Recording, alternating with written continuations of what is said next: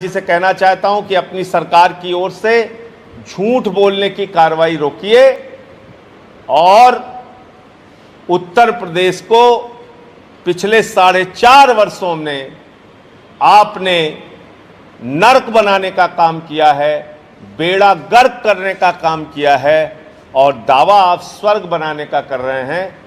ये बातें लोगों को हजम नहीं हो रही। सच्चाई लोग जान रहे हैं और 22 के चुनाव में भारतीय जनता पार्टी का सफाया करने के लिए उत्तर प्रदेश 8 अगस्त तक हम लोगों ने रखा था। इस बीच पश्चिमी उत्तर प्रदेश के कई इलाकों में कई दिनों तक बारिश हुई। बारिश के कारण सदस्यता अभियान हमारा कुछ जगहों पर प्रभावित हुआ और इसलिए अब ये सदस्यता अभियान 15 दिनों के लिए और बढ़ाया जा रहा है। पूरे उत्तर प्रदेश में 15 दिनों तक सदस्यता अभियान फिर से चलाया जाएगा और आगे इसको बढ़ाया जाएगा, जिससे कि हम 1 करोड़ का जो लक्ष्य हमने रखा है वो लक्ष्य हम लोग प्राप्त कर सकें। ये मुझे अपनी बात कहनी थी सदस्यता अभियान के बारे में और विस्तृत जानकारी हमारे प्रदेश अध्यक्ष भाई सभाजीत सिंह जी देंगे और डिटेल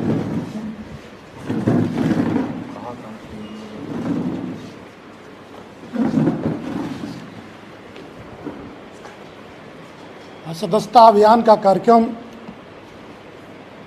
8 जुलाई से शुरू होकर 8 अगस्त तक 1 महीने का जो कार्यक्रम निर्धारित किया गया था, इस दौरान बड़ी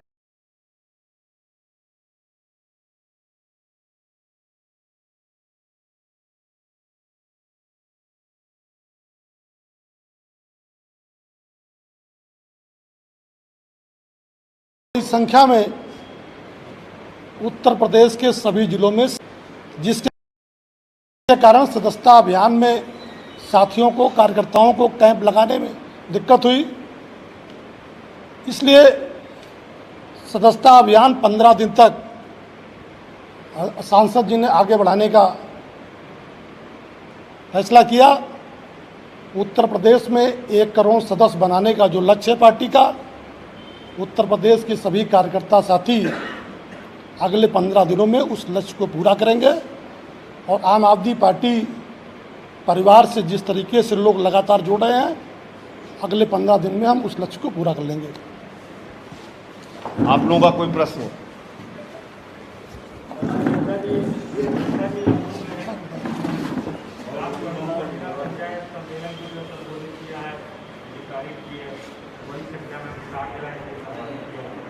देखिए, नड्डा जी आए हैं तो उनको 2 प्रश्नों का जवाब देना चाहिए।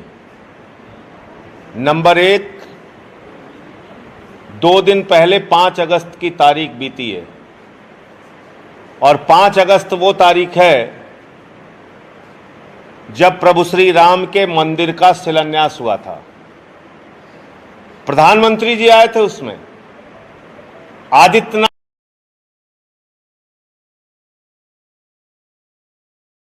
जी भी गए थे, भागवत जी भी आए थे, महामहिम राज्यपाल भी थीं। 1 वर्ष हो गए, अभी तक प्रभु श्री राम के मंदिर की नींव तक नहीं भरी गई। और किया क्या भारतीय जनता पार्टी के लोगों ने? 2 का 18 करने में लगे हुए हैं। 2 का 18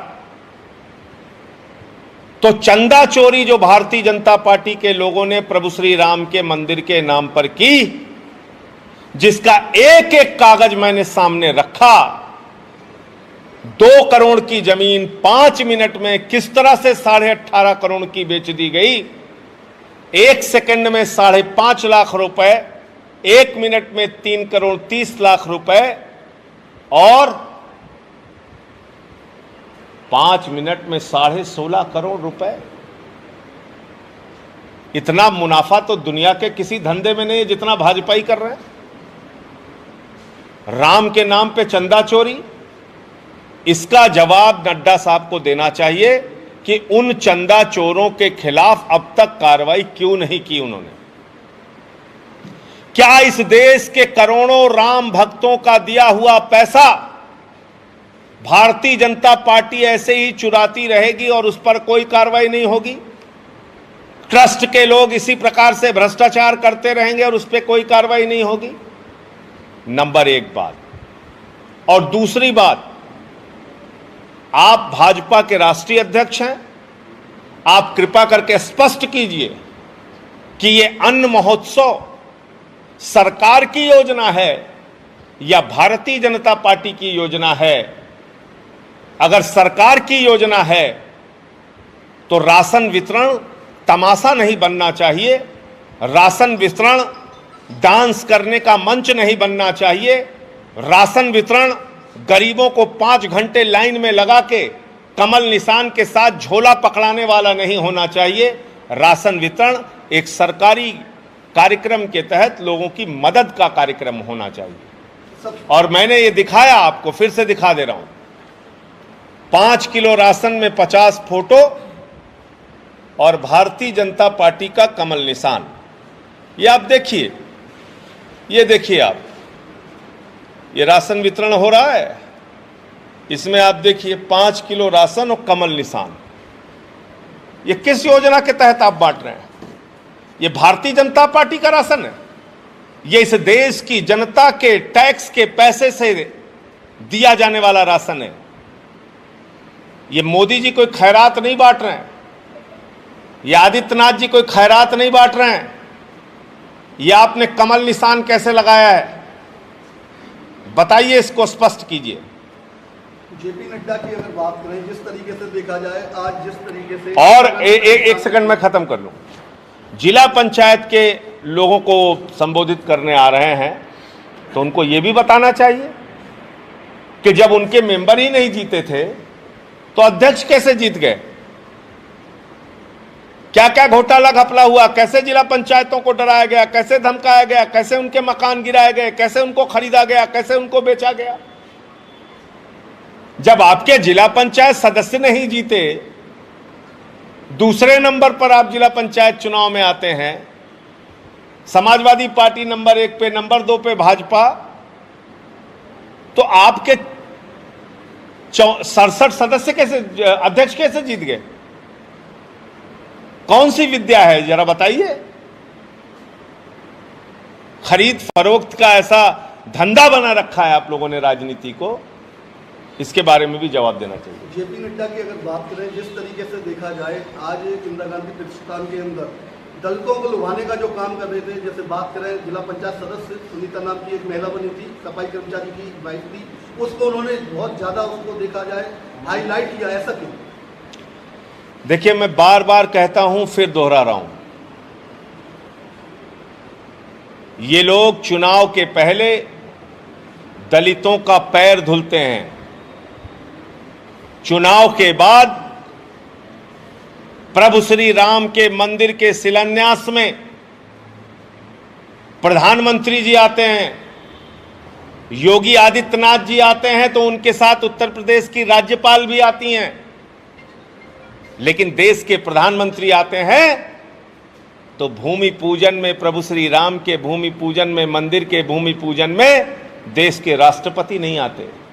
इसका मतलब चुनाव के वोट बैंक के लिए दलित का पैर भी धुला जा सकता है, उसको राष्ट्रपति भी बनाया जा सकता है, लेकिन जहां पर पूजा साथ में करने की बात है तो वही मानसिकता, वही सोच जिससे भारतीय जनता पार्टी ग्रसित है और जिससे वो दलित विरोधी शुरुआती रहे हैं। इनके राष्ट्रीय अध्यक्षों की सूची उठाकर देख लीजिए, जनसंघ से लेकर आज तक भारतीय जनता पार्टी में कितने दलित समाज के लोगों को राष्ट्रीय अध्यक्ष बनाया। 94 वर्षों में आज तक संघ का एक भी प्रमुख दलित समाज से नहीं हुआ। इसका जवाब इन लोगों को देना चाहिए। 6 महीने चुनाव का रह गया तो आप दलितों को सम्मान देने की बात करते हैं। हाथरस कांड में वो बेटी जो गैंगरेप का शिकार हुई, रात में 2 बजे उसको जबरन जला दिया जाता है। वो वाल्मीकि समाज की बच्ची, गरीब की बेटी, उसका क्या गुनाह था? उसका जवाब देना चाहिए। पाल समाज के एक व्यक्ति को सरकार के अधिकारियों के सामने खुलेआम गोली मार दिया गया बलिया में, इसका जवाब देना चाहिए। पिछड़े वर्ग के छात्र छात्राएं पिछले लंबे समय से यहां लखनऊ के अंदर आंदोलन कर रहे हैं और उनकी एक ही मांग है कि बाबा साहेब डॉक्टर भीमराव अंबेडकर के संविधान के तहत जो आरक्षण की व्यवस्था इस देश के अंदर लागू है, उस आरक्षण की व्यवस्था ने आदित्यनाथ जी ने उस आरक्षण की व्यवस्था को उत्तर प्रदेश में क्यों खत्म किया, इसका जवाब दीजिए आप। आपने दलितों और पिछड़ों का आरक्षण खा लिया जहां पे नौकरी मिलनी है उनको, और आज आप कार्यक्रम करके उनको सम्मानित करने का ढोंग कर रहे हैं। तो जहां हक देने की बात है वहां हक छीनना है, जहां गैंग रेप पीड़िता को न्याय देने की बात है वहां रात में 2 बजे जबरन जला देना है, जहां दलितों को अधिकार देने की बात है वहां दलितों के अधिकारों को कुचलना है, पिछड़ों के अधिकारों को कुचलना है, लेकिन चुनाव के लिए पैर धुलने की नौटंकी भी करना है। तो इसलिए इस बार लोग सावधान हैं, और मैं तो हर जगह बोल रहा हूं कि चंदा चोरों से सावधान।